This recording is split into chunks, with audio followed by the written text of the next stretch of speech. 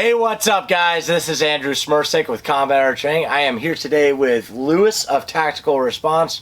We have just now completed the trifecta. Myself, and my girlfriend Ashley, we went and took Fighting Pistol at the beginning of the year, and now, thankfully, we have been able to come back to Tactical Response. We did immediate action medical, and we just today finished the fight. So, the first thing I'm going to say about this is I did a video review with my girlfriend, and I said that Fighting Pistol is my most recommended class. I have since changed my opinion, and the fight is. Reason for that, you get put in uncomfortable situations. You're about to say something? So, it's a tough one. Mm-hmm. So, you get into a chicken or an egg debate there, like what's more important? What comes first? I think the order you take them in can change your optics of the other, right? So, like James talks about it all the time. Some people come take Fighting Pistol, and I mean, that's a life-changing class, right? Oh, yeah. So, the mindset stuff and all that. So, but that aside, you take Fighting Pistol and then the fight, and you're better equipped to handle the fight. Like, if you've done your homework, you've done your practice on the training you received in the fight, in Fighting Pistol, then you're going to be much better equipped to handle taking the fight.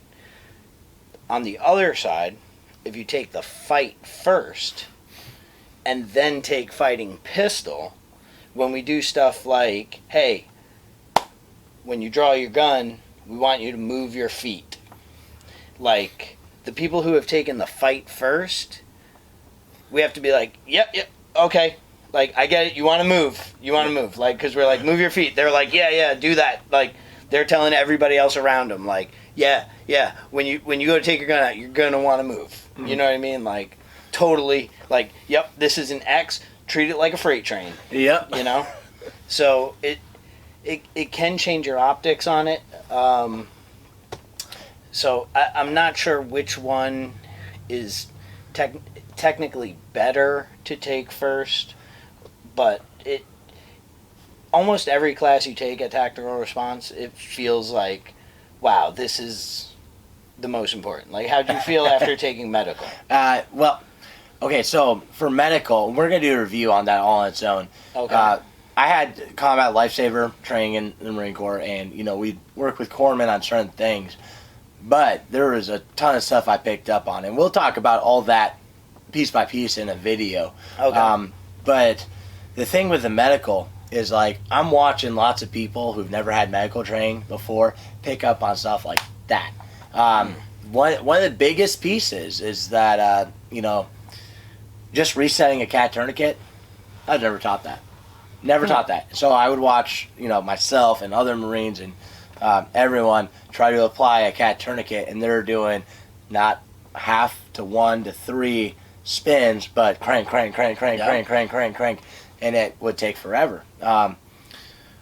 Watching people keep their heads up while they're applying aid. That was huge. Never did that in the military. Never did. We were looking at what we were doing, making sure we're doing it right. Okay. And do you have to look at it while you're doing it? No, absolutely not. That was the biggest, one of the biggest things for me. And putting on gloves, because I totally don't want AIDS blood in my hands. Yeah, no. Something I don't want in my hands. Avoid the AIDS blood. But, so, medical is huge. And I want to talk about that a lot with her, because it's her first time getting that. Okay. But my thing with the medical class, yes, hugely important. Absolutely. And, comparing to what I had before, the thing I like here, 2 days, simplifies it, gives it a nice tight package, and I see everyone who's doing this for the first time getting it, putting on tourniquets fast, correctly, learning how to properly wrap wounds, like stopping the bleeding, knowing what the proper thing is to do for which different injury. So that was huge.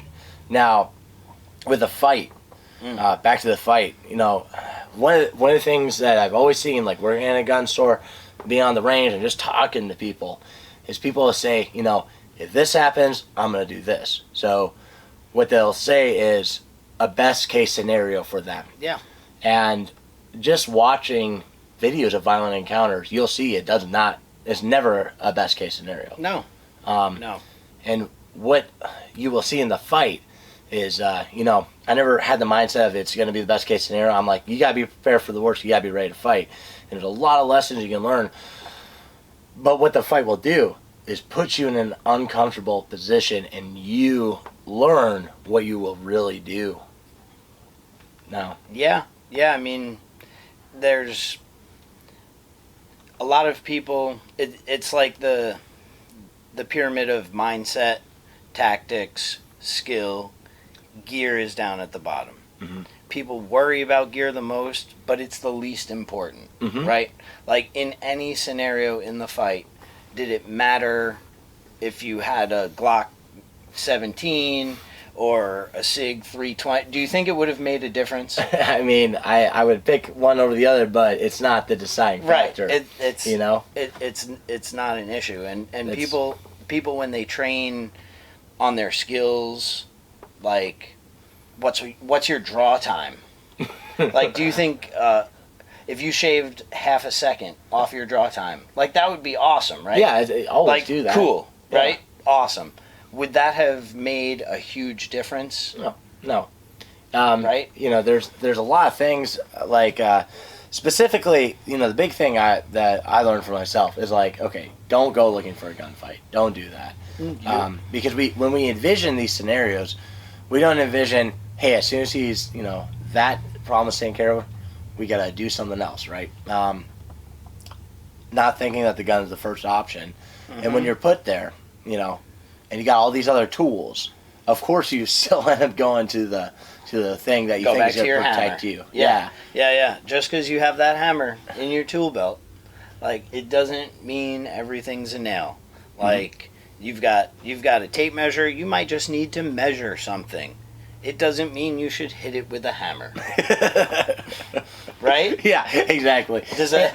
And you know what? A lot of it too is like getting into the next point is the effects of adrenaline. Like, what happens to you, man? And like, I don't want to. I can't go into the things that they say on the lecture, because that is something you have to take fighting pistol for, and it's worth taking fighting pistol for the lecture alone.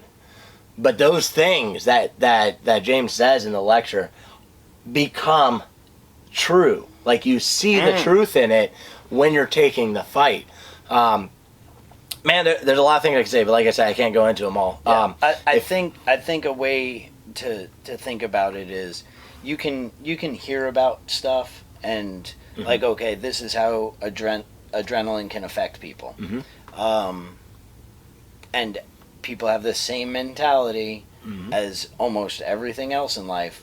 Like, yeah, but it won't do that to me. Right? Yeah. Like, not me. Yeah. Because, I'm this far from being John Wick. So adrenaline's not going to affect me that way.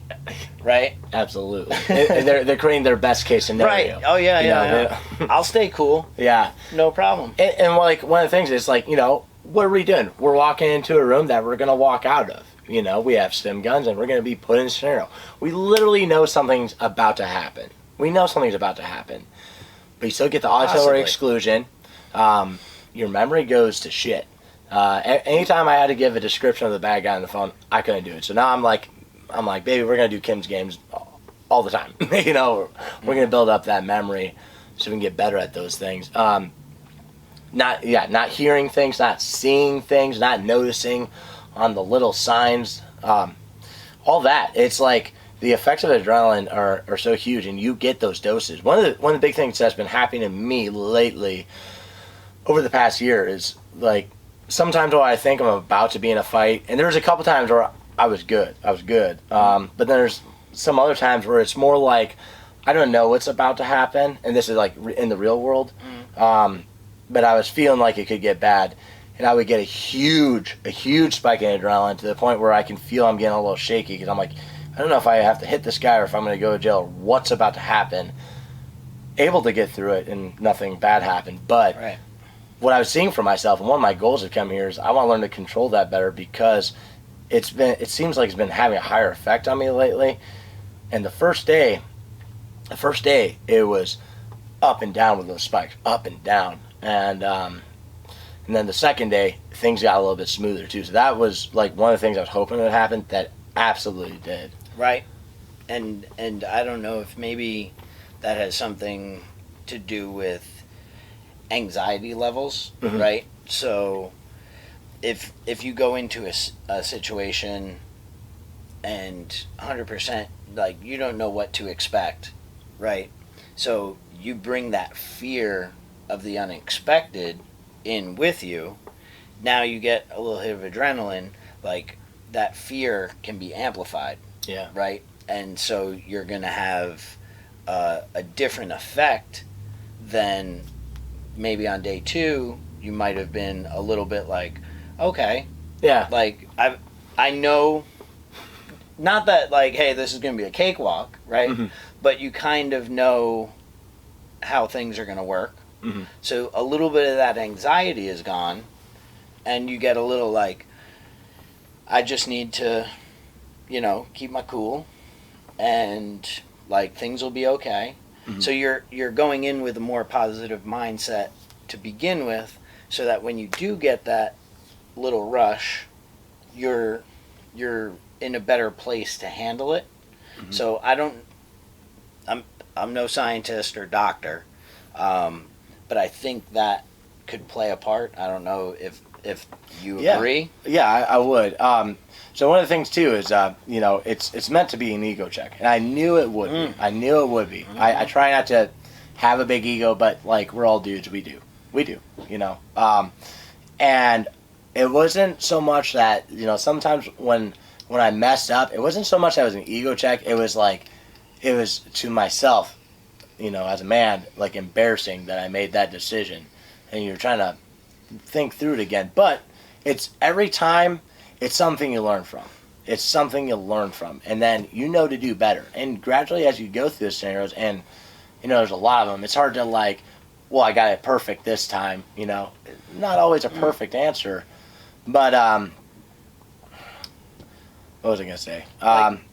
There's always a could have done Yeah. better. Like, I mean, we're dudes, right? Yeah. We're always gonna critique, and women too. We're always gonna be a little rough on ourselves. Oh yeah. Right? And we're always gonna critique. And I could have done better. Mm-hmm. And it's like, well, but you did the right thing. Mm-hmm. Yeah, but I could have done it faster, or could have done this thing different. And it's like, at some point you have to be okay with giving yourself a pat on the back. Yeah. If you do the right thing. Yeah. And the other thing is a kick in the pants. Yeah. If you do the wrong thing. And kind of sum that up, the way I saw it is that, the beginning of the first day, it was like, ooh, I need to do better at these things. And then so I do better at these things. And all of a sudden, you're like, oh, wait, what about these things? I didn't even think about that. Now you have to do better at these things. You start doing better at those. And then gradually there's more and more. And then sometimes at the end of everything, there's still some things I was like, why have I not been doing this? And again, I can't give it away, because you got to come here to learn it. Yeah, guys, so we're being vague, all right? And you might be asking what we're talking about. Hopefully this is making sense to you guys. But the lessons learned, I think, are important enough for you to learn that they have to be protected. Yes. Right? Yes, absolutely. So it's something you have to do, right? Like, you have to go through that. Yeah. It's like you could watch videos of every violent encounter in the world and you'd be like, oh, this was the right thing to do, right? But you're not going to do it until you put yourself there. Right. And the other thing, too, is that even though, like, I saw myself and everyone else was like, I made this huge mistake, and it's like, if this would have happened, I, wouldn't have been able to protect this person, or I wouldn't have gone home to see my kids. The thing is, those critiques, you're doing to yourself. The instructors get up there at the end, and they talk about certain things that they saw and what would have been better. but no one's getting berated. Because that was Correct. a big thing. Yep. It was, when I was in the Marine Corps, we would do scenarios all the time. And the thing is, when a dude screwed something up, it wasn't just, hey man, we need to do better about this, but it's like, you're a piece of shit, why the fuck are you even here? You know, like, it was hard, and it hurt, and then everyone hated you.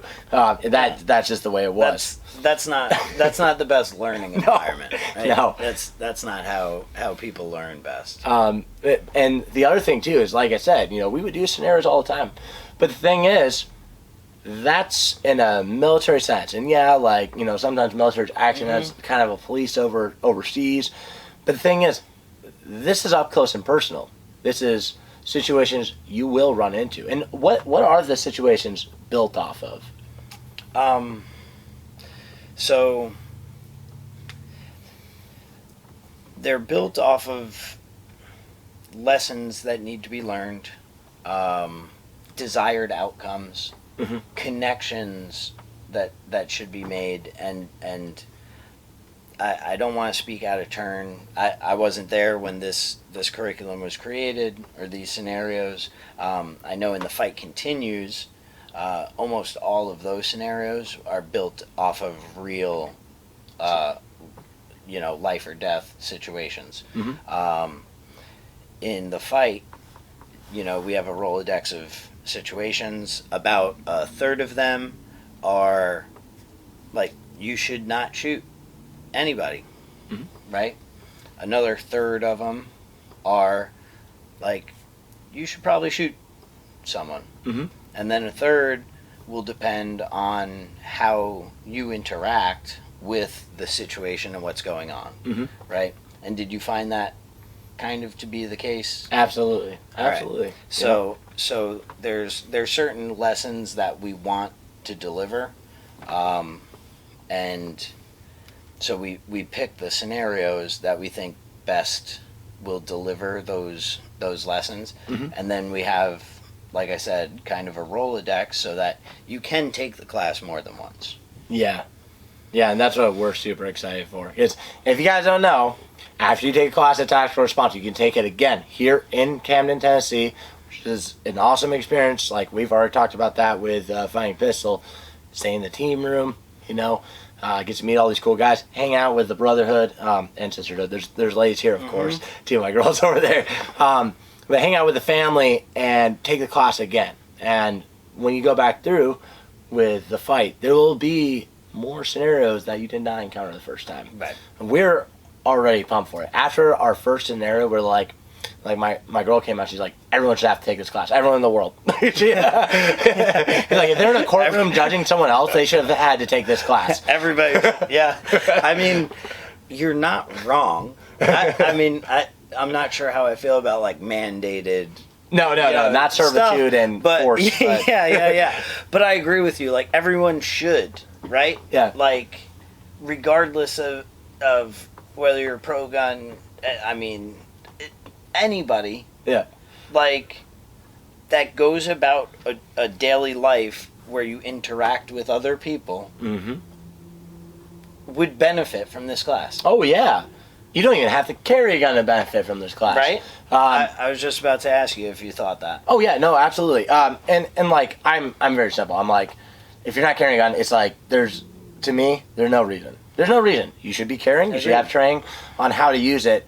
And you should have medical training. Like, before you even carry your gun, you should already be carrying a tourniquet, a flashlight, and a knife, And then you should get your gun. You should get all the training with it. You should get medical training. And then the force on force as well. And then, you can go down the road all the way to what you're buying and what training you're getting, all the way up to night vision, and beyond that. Yeah, there's a lot of stuff you can learn.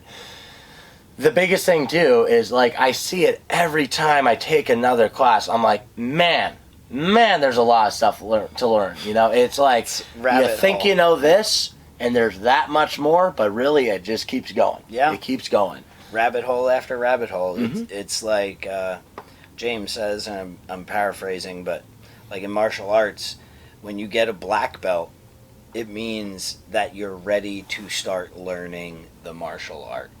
Oh. So some people look at that black belt as a finish line, where really that's a beginning point. like now you understand enough that you can really start your learning. Yeah. Like, and if you think about that, like, it's like, yeah, there's rabbit hole after rabbit hole, and then you get, like, you learn this much, and you find out that there's another thing that shoots off, like, wait, I don't know about that aspect of this, right? Like, so this martial lifestyle, that we live, it's an endless pursuit of education and learning, right? Mm-hmm. Yeah. Yeah, absolutely. And like one of the cool things too is so many, like, the role players, fantastic job, all those guys. Oh my god, putting you on your feet and like really bringing you in, putting you in those situations. And the thing with those guys too is that they're all they've all taken this class already. They're all alumni. They've all done this class already. And what the thing that they were telling me is they're learning so much by just watching other people. Yes, that's something. So from the other side of these classes, from the role player perspective or from the instructor perspective, like, you continue, like, there's the students are learning, but, and our role players are amazing. A lot of them, like, they know the stuff very well, right? Because there's a certain way that they need to stick to the script. Otherwise, it could cause huge deviations in a scenario. Oh yeah. So they do an amazing job.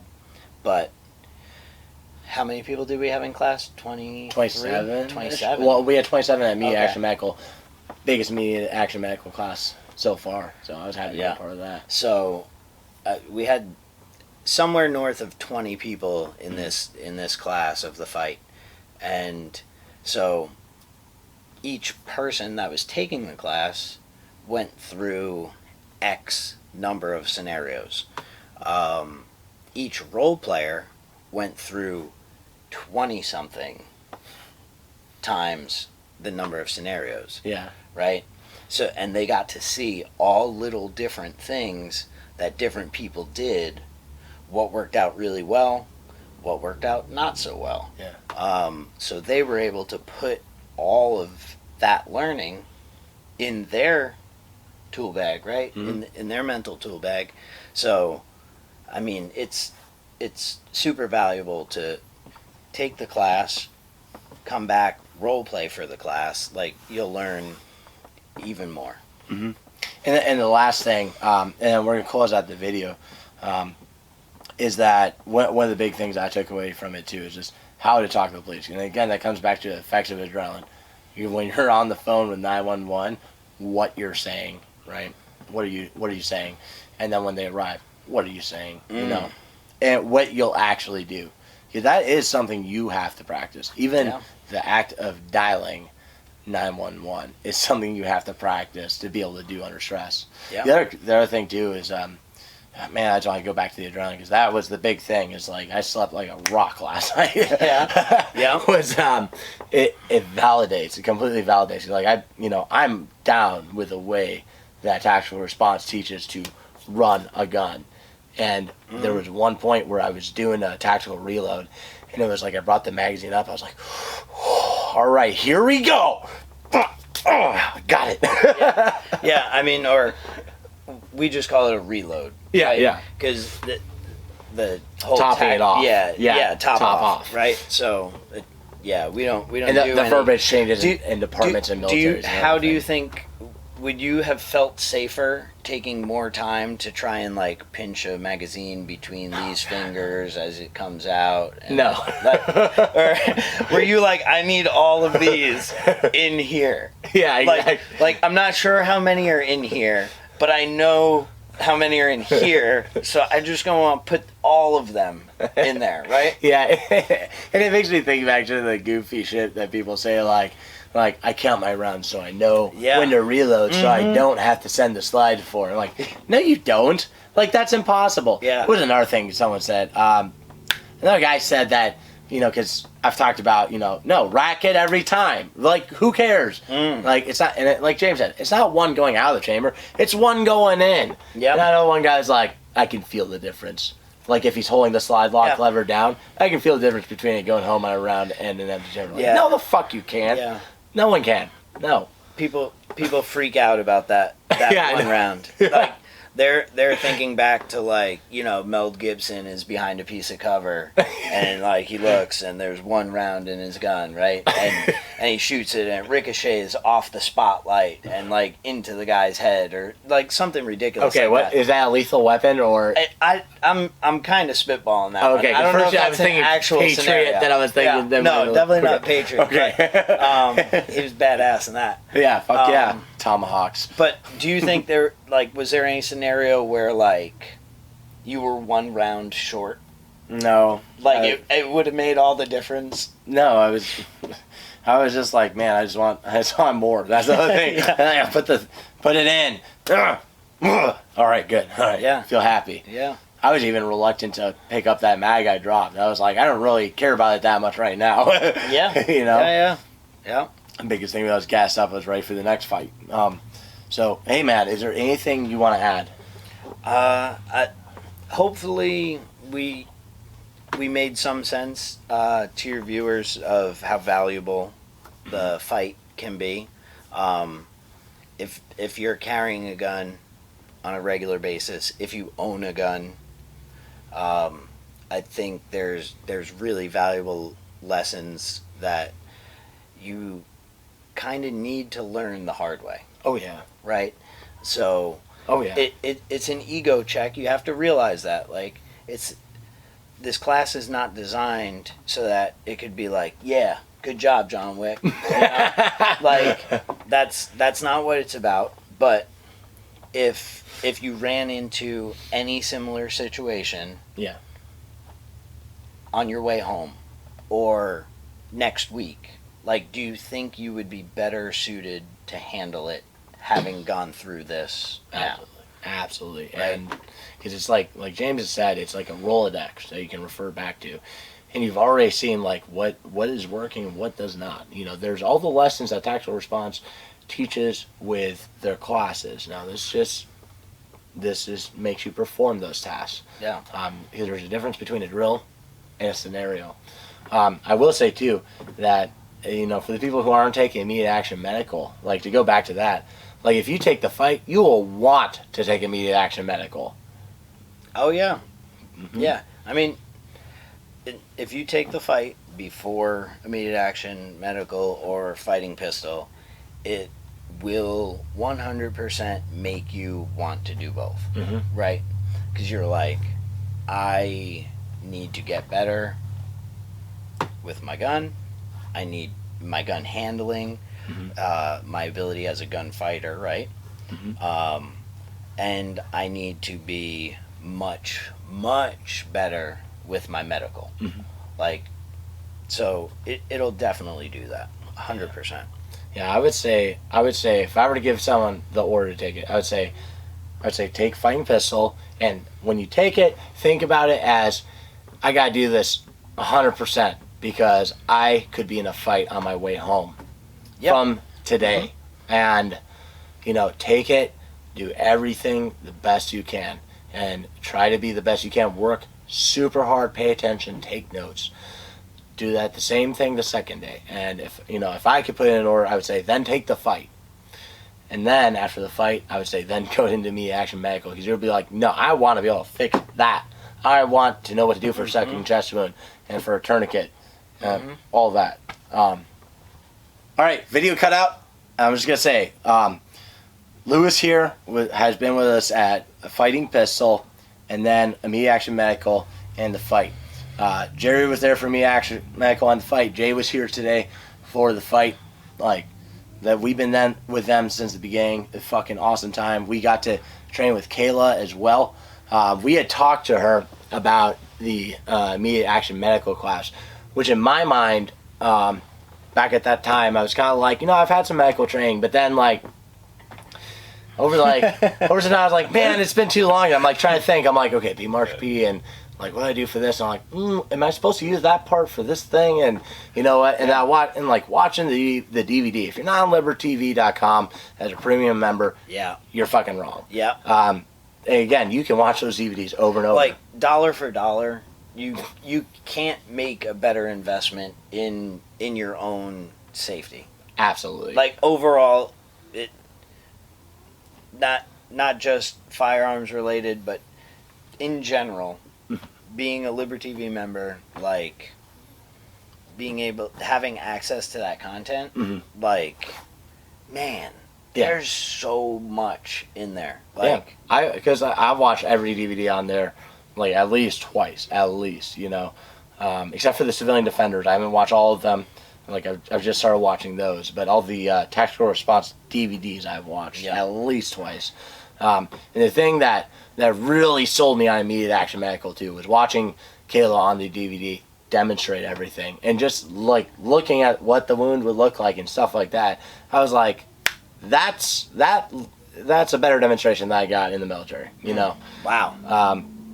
It is. You know, like, so I don't have a military background. Yeah. Like, but I hear stuff like that. Yeah. Like all the time, like whether it's fighting pistol, fighting rifle, immediate action medical, and I'm like, that's it's kind of weird to think of, right? So okay, so I like, and I've had this discussion with people before, and it's like, okay, you know, I was in the military, and like I'll never be like say anything bad about people's military service unless they're like a piece of shit. No. You know, but the simple thing is people kind of put that up on a pedestal, but they don't realize what it is, and it is generally one dude teaching 100 dudes something, and trying to keep it basic. Puts you this way, like Marine Corps boot camp, you know, Marines are the greatest riflemen in the world, right?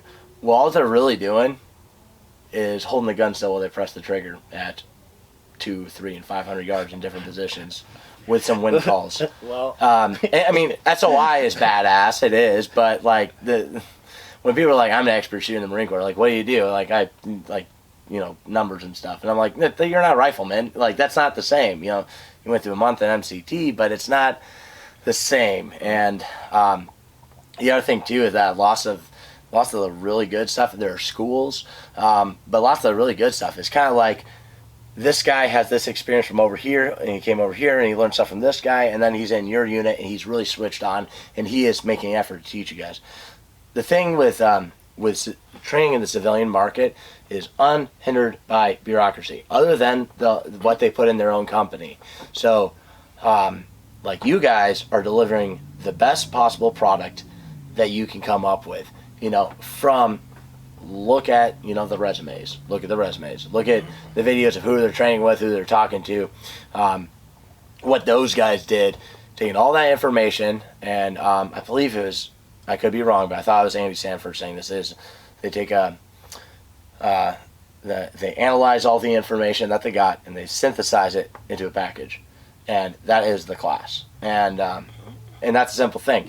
In the military, it's going to take, you know, they come up with a new thing, it's going to go, Special Forces will learn it because they train here, and then 20, 30 years later, it'll trickle down, maybe become standardized. Yeah. And that's bureaucracy. So, it is what it is. But, hey, man, fucking, again, thank you so much. Thank you for doing this video with me. Yeah, to give me your time. Anytime. That means the world to me. That's, I mean, we're here, we geek out on this stuff a little bit, right? Like last night we spent like 2 hours being like, all right, one-handed rat's tourniquet on the leg. Like, let's look at all the possible ways we could do this. How can you apply a tourniquet one-handed, not to the other arm, but to your leg? We're like, wait, my hand can't go around my foot, though. But we figured out some cool shit. We found a way to do it. Yeah. Right? Like, so that's cool. And then it's like, you realize, like, wait, we have class in like 6 hours. Yeah. Oh, yeah, I realized that. And then my way of shutting off my alarm when I was super tired was, turn the phone off. All right. Yep. That didn't work for backup alarms. No. Good thing you had a bunch of guys that were willing to wake you up. Yeah. Get you to class on time. But, hey, thank you so much, dude. I am fucking psyched to come back again. Psyched to train here again. We want to do fighting rifle and fighting shotgun next. Like, whichever we can get, and then small unit tactics and tactical instructor, and then also all awesome whatever we see. It's like a scheduling thing, but man, it's worth it every time. Like, we've been looking forward to this for months. So Cool. you guys fucking did a kick-ass job, and thank you. All right. Awesome. All right, guys. Hey, take care. Get your asses up here, tactical response, take some classes, and keep fighting communism.